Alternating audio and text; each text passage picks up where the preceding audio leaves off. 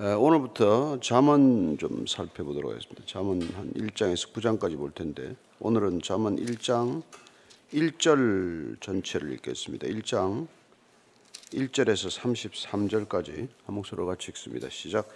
다윗의 아들 이스라엘 왕 솔로몬의 잠언이라.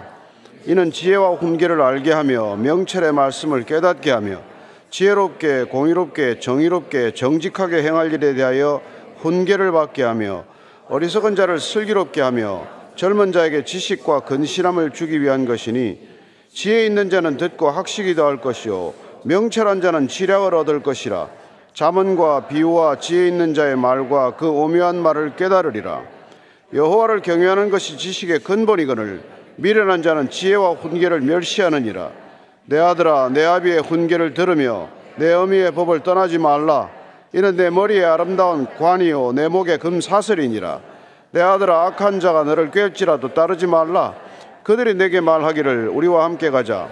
우리가 가만히 엎드렸다가 사람의 피를 흘리자. 죄 없는 자를 까닭 없이 숨어 기다리다가 서울같이 그들을 산채로 삼키며 무덤에 내려가는 자들같이 통으로 삼키자. 우리가 온갖 보화를 얻으며 빼앗은 것으로 우리 집을 채우리니, 너는 우리와 함께 제비를 뽑고 우리가 함께 전대 하나만 두자 할지라도 내 아들아, 그들과 함께 길에 다니지 말라. 내 발을 금하여 그 길을 밟지 말라.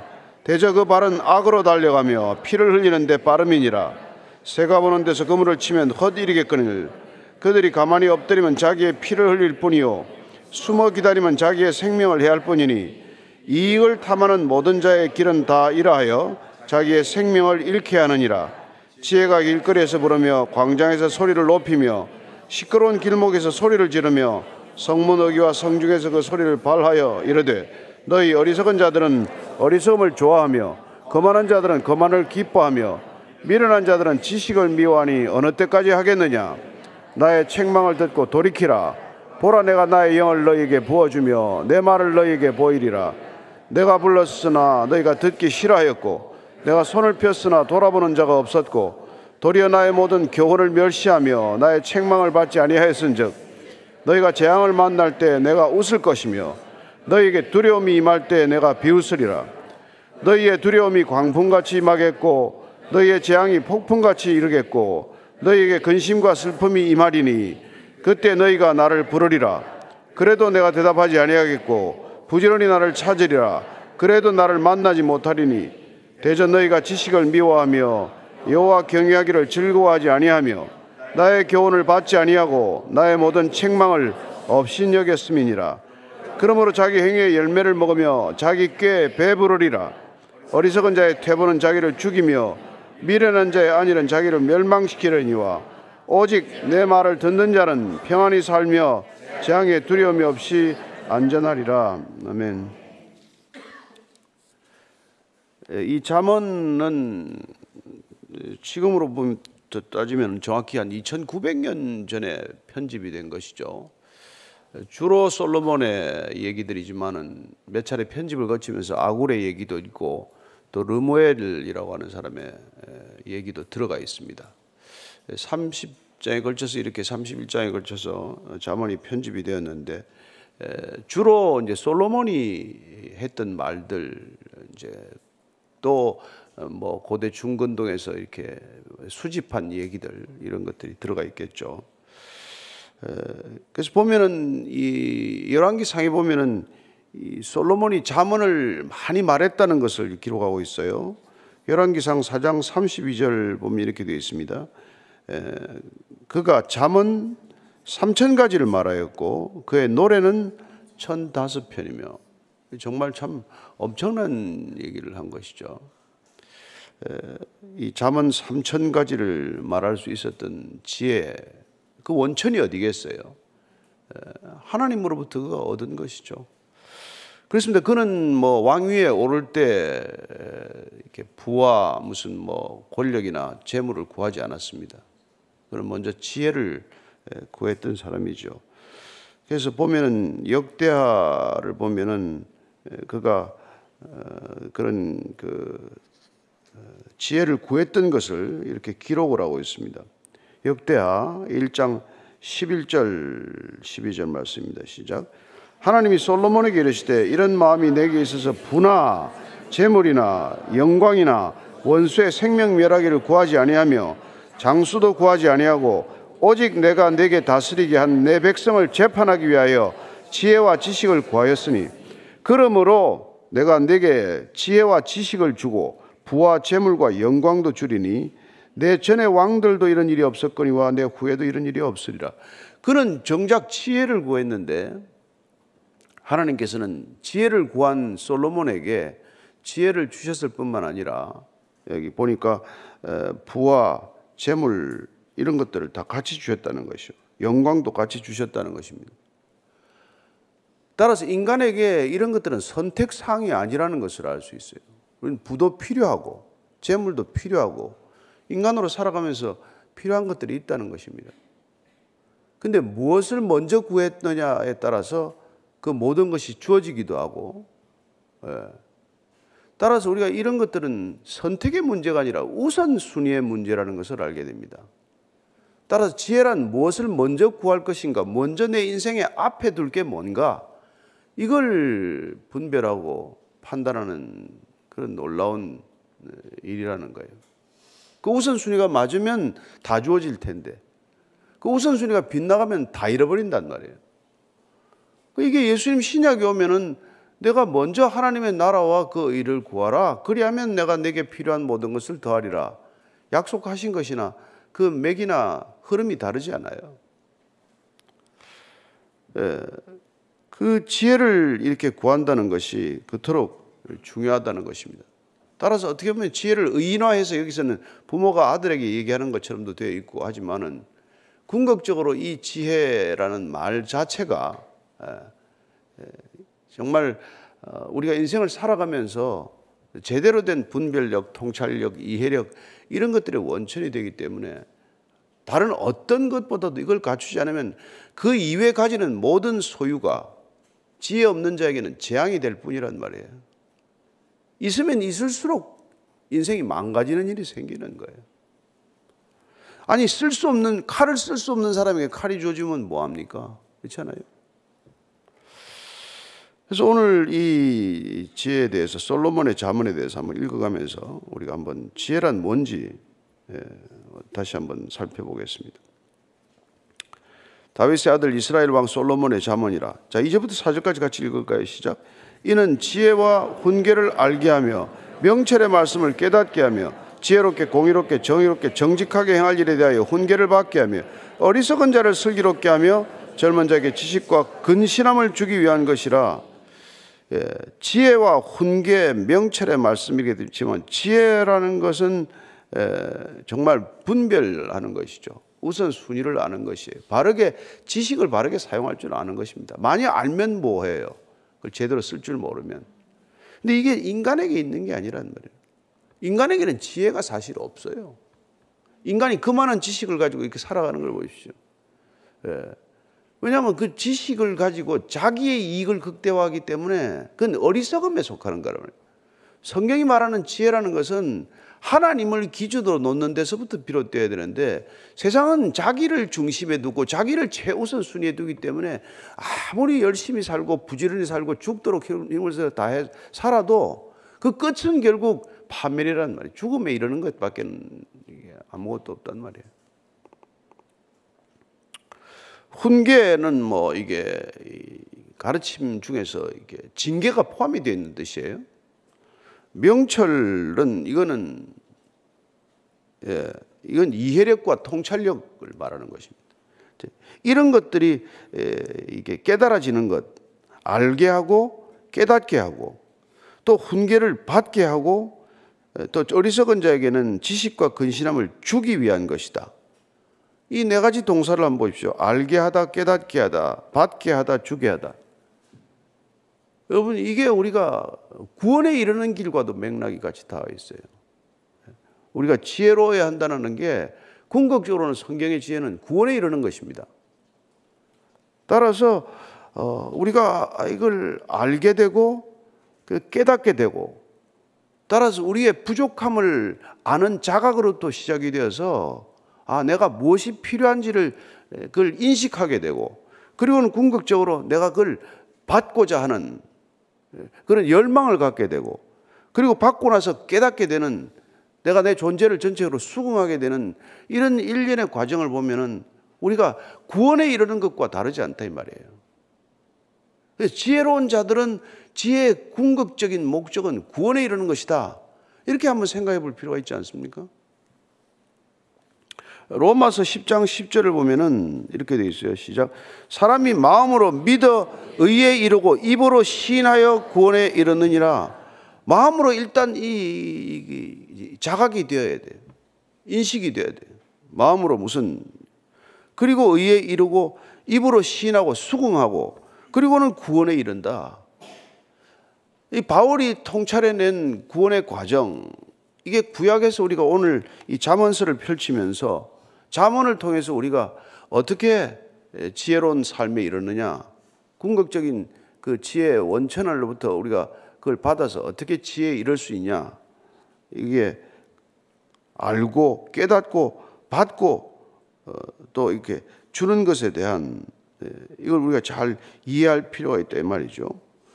5절 6절입니다. 지혜 있는 자는 듣고 학식이 더할 것이요 명철한 자는 지략을 얻을 것이라. 잠언과 비유와 지혜 있는 자의 말과 그 오묘한 말을 깨달으리라. 그렇습니다. 우리가 지혜 있는 자는 더 지혜로워지고 어리석은 자는 더 어리석어지는 것, 이게 우리가 이 영적 세계의 비밀이요. 이게 빈익빈 부익부, 이게 뭐 제일 나쁜 걸로 우리는 되어 있지만, 지식의 세계나 이게 우리 영적인 세계에서는 가진 자는 더 가지게 될 것이고, 부족한 자는 더욱 그마저도 뺏기게 될 것이고, 부족하게 될 것이고, 그렇게 되는 것이죠. 자, 7절입니다. 시작. 여호와를 경외하는 것이 지식의 근본이거늘 미련한 자는 지혜와 훈계를 멸시하느니라. 이건 사실 잠언서 전체 주제에 속해요. 그죠? 여호와를 경외하는 것이 지식의 근본이다. 뭘 안다 한들 뭐 하겠어요? 하나님을 모르면, 하나님을 부인하면 기준점은 어디겠어요? 인간이나 자기 자신이겠죠. 그렇게 변하고 필멸하는 존재를 기준점으로 삼을 것인가, 영원하신 하나님을 암과 삶의 기준점으로 삼을 것인가, 얼마나 큰 차이예요. 거기서부터 비롯되는데, 헛되고 헛된 자기 자신을 모든 사상과 사고와 판단과 분별의 기준점으로 삼을 것인가, 출발점으로 삼을 것인가, 아니면 변함없는 영원하신 전지전능하신 하나님을 기준점으로 삼을 것인가. 그게 인생의 어리석음과 지혜의 갈림길이죠. 그래서 미련한 자는 지혜와 훈계를 멸시합니다. 특별히 뭐 남이 뭐라고 하는 거 안 듣잖아요. 길을 막고 살잖아요. 자기가 전부 자기 자신이 오직 기준일 뿐이죠. 8절 9절입니다. 내 아들아, 내 아비의 훈계를 들으며 내 어미의 법을 떠나지 말라. 이는 내 머리에 아름다운 관이요 내 목에 금사슬이라. 여기 뭐 아비 어미 되어 있지만 부모라는 뜻보다는 사실은 그냥 지혜 문학의 표현이에요. 훈계를 듣고 법을 떠나지 말아라.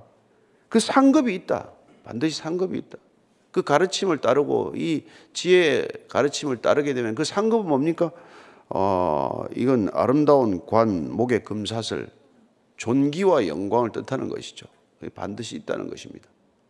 지혜롭게 사는 삶의 결국 상급, 결과는 그런 영광과 존귀를 얻게 된다는 것입니다.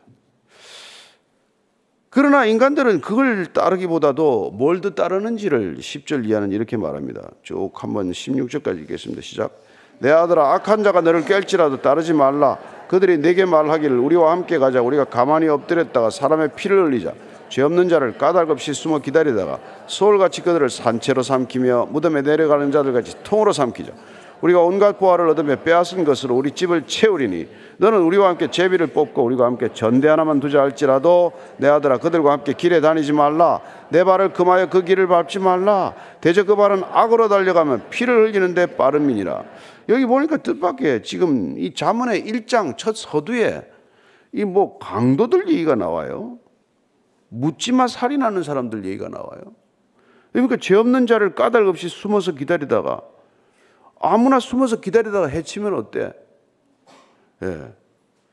뭐 그리고 그들 보화를 빼앗고 빼앗은 것으로 우리 집을 채우고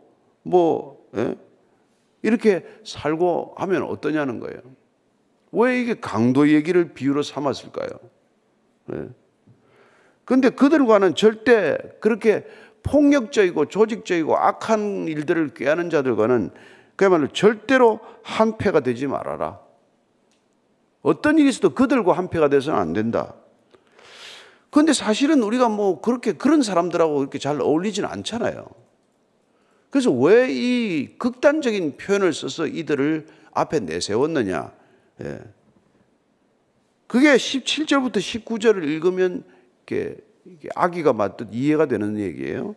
자, 뒤에 보십시다. 시작. 새가 보는 데서 그물을 치면 헛일이겠거늘 그들이 가만히 엎드리면 자기의 피를 흘릴 뿐이요 숨어 기다리면 자기의 생명을 해할 뿐이니 이익을 탐하는 모든 자의 길은 다 이라여 자기의 생명을 잃게 하느니라. 키워드가 보니까 이익을 탐하는 모든 자를 가장 앞에 내세워서 상징적으로 우리에게 알려준 사람들이 강도와 도적질하는 사람들이란 말이에요. 이익을 탐하는 사람들의 극단적인 표현이란 말이에요. 우리는 강도짓은 하지 않아요. 우리는 살인까지 하지 않습니다. 그러나 우리도 이익을 탐하는 무리에는 들어간다 이 말이에요.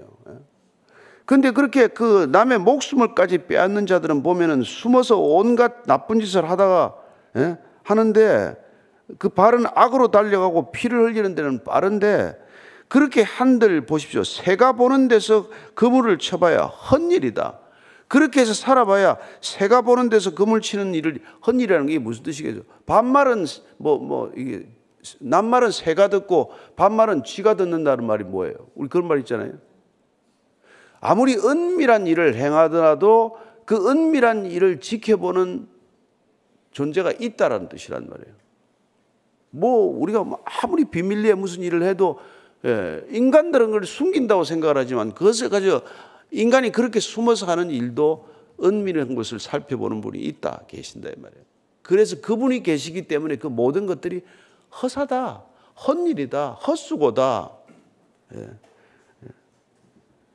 그리고 오직 자기의 피를 흘릴 뿐이고 생명을 해칠 뿐이다. 자기 생명을 해칠 뿐이다. 그리고 여기 보면 이익을 탐하는 모든 자가 다 여기에 해당한다 이 말이에요.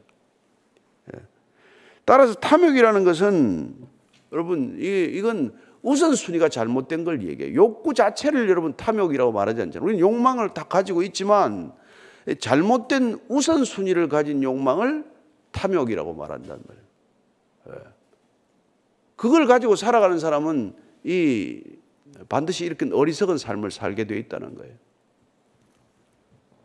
그러니까 오직 하면 우리가 탐심이 곧 우상 숭배다 이렇게 말하겠어요. 탐욕스럽게 살아가는 사람은 우리는 강도를 극단적으로 표현해서 그런 나쁜 사람이 있나? 묻지마 살인하는 사람 그렇게 나쁜 사람이 있나? 라고 말하지만 그러나 그들의 동기나 우리처럼 거기까지 이르지는 않았지만은 어떻게 하면 우리의 이익을 극대화할 것인지를 고민하면서 살아가는 사람들이나 별 차이가 없단 말이에요. 이렇게 살아가는 삶의 모든 결국은 자기 생명을 해할 뿐이다. 생명을 잃을 뿐이다 이 말이에요. 그래서 그렇게 탐심을 경계하는 것이고 탐욕을 우상 숭배라고 말하는 것이란 말이죠. 자, 20절 이하입니다. 시작. 지혜가 길거리에서 부르며 광장에 소리를 높이며 시끄러운 길목에 소리를 지르며 성문 어귀와 성중에서 그 소리를 바라며 이르되 너희 어리석은 자들은 어리석음을 좋아하며 거만한 자들은 거만을 기뻐하며 미련한 자들은 지식을 미워하니 어느 때까지 하겠느냐. 나의 책망을 듣고 돌이키라. 보라 내가 나의 영을 너희에게 보여주면 내 말을 너희에게로 보이라. 여기 보니까 어리석은 자들, 거만한 자들, 미련한 자들 이들에 대해서 지금 책망을 듣고 돌이키라고 말합니다. 그 모든 사람들이 돌이키라는 건 뭐예요? 회개하라는 얘기예요. 여러분 회개하라는 얘기. 돌아간다는 건 여러분 지금까지 가던 방향을 되돌이키는 것 아닙니까? 그죠? 어리석다는 것은 기준점을 지금 잘못 잡았다는 것이고 거만하다는 것은 이건 늘 남을 비웃는 자예요. 조소하다라는 뜻입니다. 남을 조롱하고 조소하는 자들이에요.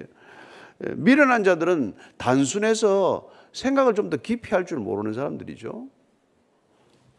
이런 사람들은 이 지혜의 말씀을 듣고 이 잠언서를 제발 읽고 돌이키라. 회개하라. 지금까지 살아가던 삶의 방식을 좀 돌이켜라. 24절부터 27절까지입니다. 내가 불렀으나 너희가 듣기 싫어하였고 내가 손을 폈으나 돌아보는 자가 없었고 도리어 나의 모든 교훈을 멸시하며 나의 책망을 받지 아니하였은즉 너희가 재앙을 만날 때 내가 웃을 것이며 너희에게 두려움이 임할 때 내가 비웃으리라. 너희의 두려움이 광풍같이 임하겠고 너희의 재앙이 폭풍같이 이르겠고 너희에게도 근심과 슬픔이 임하리니. 여기 보니까 계속 부르고 있어요. 지혜가 지금 부르고 있습니다. 어미와 아비와 이런 표현을 통해서 지혜는 우리를 끊임없이 부르고 있습니다. 초청하고 있습니다.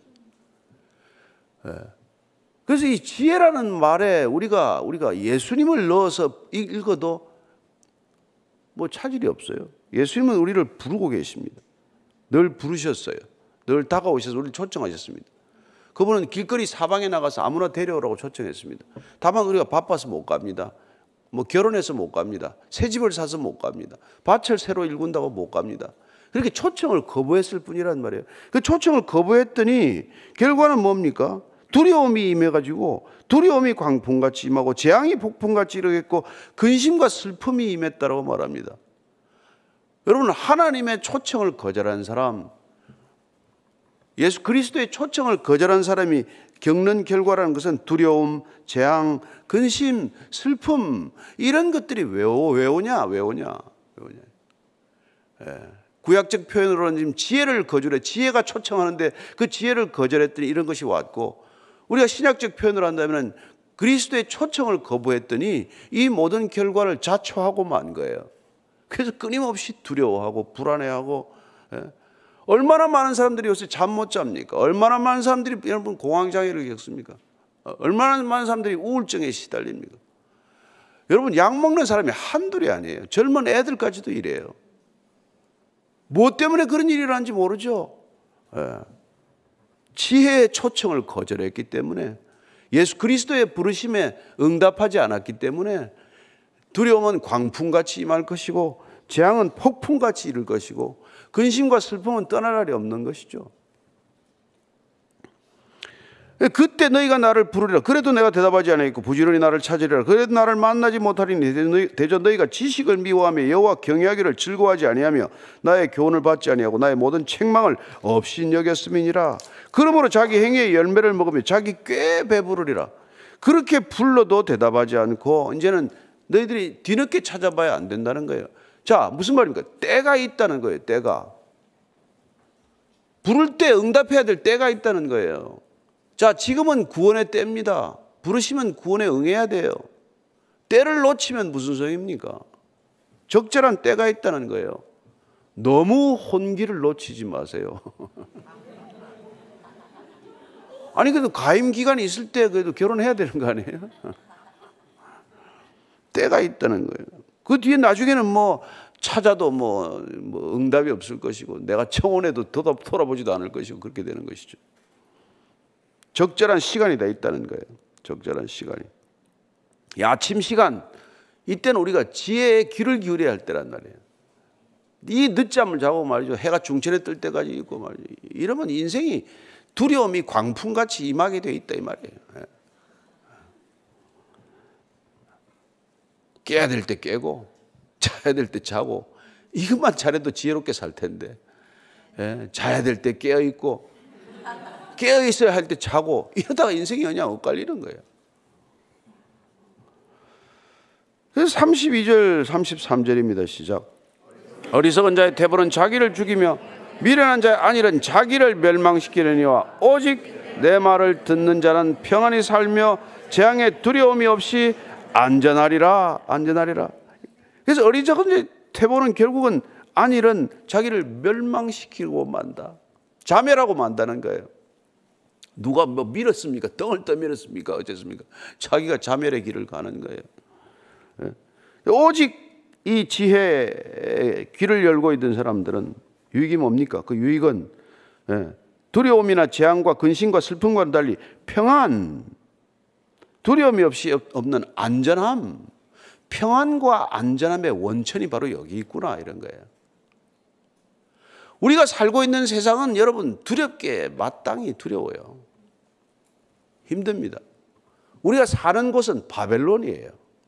여러분 어디 살고 계십니까? 서울입니까? 다 바벨론이에요, 바벨론. 예. 노예처럼 사는 거죠. 레리 오스본이라는 사람이 쓴 책 제목 중에 재밌는 게 있는데, 바벨론에서 그리스도인으로 살기. 제가 읽어보지도 않았어요. 읽어보지도 않았는데 제목이 재밌어가지고, 바벨론에서 그리스도인으로 살기.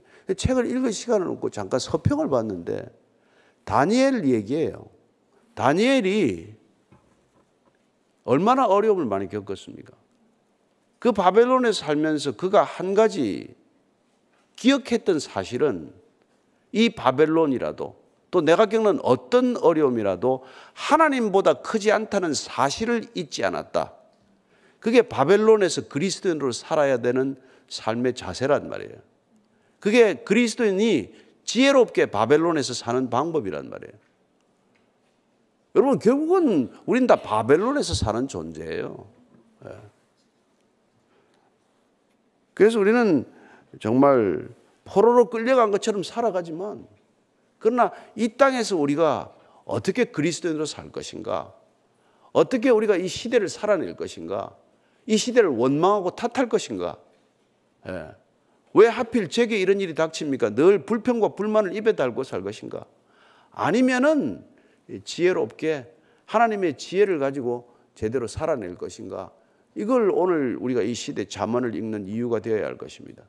읽으면서 우리는 여전히 이 시대도 2900년 전에 솔로몬의 입을 통해 전해진 이 솔로몬의 잠언이 우리가 상관없는 얘기가 아니라, 누구나 바벨론에서 살아가는 그리스도인이라면 마땅히 알아야 할 지혜서이고, 그리고 진실한 신앙의 기준이 될 줄로 믿으시기 바랍니다. 오늘 예레미야서 30장 10절을 한번 읽어보겠습니다. 시작.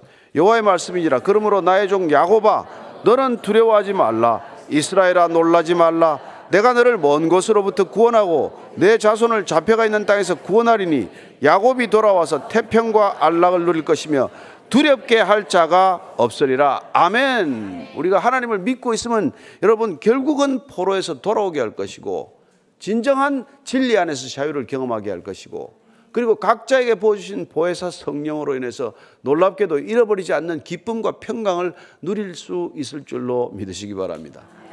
연휴라서 즐겁습니까? 힘들잖아요. 주님 안에 계시면 평강이 임할 줄로 믿습니다. 진정한 안식을 누릴 줄로 믿습니다. 진정한 기쁨, 빼앗기지 않는 기쁨이 있을 줄로 믿습니다. 지혜롭게 사십시오. 이 지혜서를 읽어가면서 여러분 점점점 더 큰 기쁨을 맛보게 되길 바랍니다. 오늘 기도할 때 여러분, 우리 가족들과 아직도 여전히 예수님을 모르고 여전히 주님의 초청을 귀를 막고 외면하는 분들을 위해서 한번 기도할 수 있게 되기를 바랍니다. 주님, 우리 온 가족이 주님을 예배하는 가족 되게 하여 주옵소서. 하나님, 한 분 한 분들 마음을 열고 주님을 정말 영접함으로써 그 마음 가운데 참된 지혜가 샘솟듯 솟아나게 하옵소서. 한번 그들을 위해서 기도하겠습니다. 하나님 아버지, 참으로 똑똑하다고 살아가는 시대입니다. 챗 GPT한테 물어보면 모를 게 없다고 말합니다. 손에 있는 핸드폰 하나면 이 세상에 어려울 게 없다고 말합니다. 그리고 아직까지도 정말 책을 들고 다니는 사람을 보면은 어리석다고 말할지 모릅니다. 그러나 주님, 우리는 이 성경 한 권, 성령 한 분이면 족하다는 것을 압니다. 후히 주시되 꾸짖지 않는 분께 지혜를 구하면 넘치도록 지혜를 부어주신다는 것을 압니다. 그 수많은 지식을 가지고도 불안해하고 염려하고 잠 못 자고 끝없이 주님 남을 시기하고 질투하는 이 시대를 살아가지만, 그러나 주님, 우리가 지혜의 경청을 하고 지혜의 초청에 선뜻 응했을 때 하나님께서 부어주시는 지혜로 이 땅을 넉넉히 살아가듯 저들도 그렇게 살게 하여 주옵소서. 하나님, 그 어리석음을 주님께서 불쌍히 여겨주시고 그들의 마음 문을 두드리시되 문을 활짝 열어줄 수 있도록 주님, 그들을 더욱더 깊은 믿음의 삶의 발자국으로 인도할 수 있도록 주님 다시 한번 기회를 주시고, 지금은 구원받을 만한 때요, 지금은 정말 주께로 달려올 때라는 것 주님, 저들이 알게 하여 주옵소서. 그래야 저희들 함께 주님을 예배하기를 원합니다. 땅에 물이 바다를 덮음같이 여호와를 아는 지식이 이 땅 온 땅 가득하기를 원합니다. 온 세상이 주를 경배하기를 원합니다. 저희들 온 가족, 온 가문이 주님을 경배하는 참된 믿음의 가족, 믿음의 가문이 되게 하여 주시옵소서. 하나님 아버지, 함께 믿음의 공동체를 이룰 수 있도록 우리 모두를 긍휼히 여겨 주시옵소서. 이제는 십자가에서 그 긍휼을 베풀어 주신 우리 구주 예수 그리스도의 은혜와 하나님 아버지의 사랑과 성령의 인도하심이 오늘도 지혜의 초청에 선뜻 응하여 지혜롭게 살아가기를 결단한 이제 고개 숙인 모든 지혜로운 믿음의 사람들, 지혜로운 그리스도의 백성들 위해 지금부터 영원까지 함께 하시기를 간절히 축원하옵나이다. 아멘.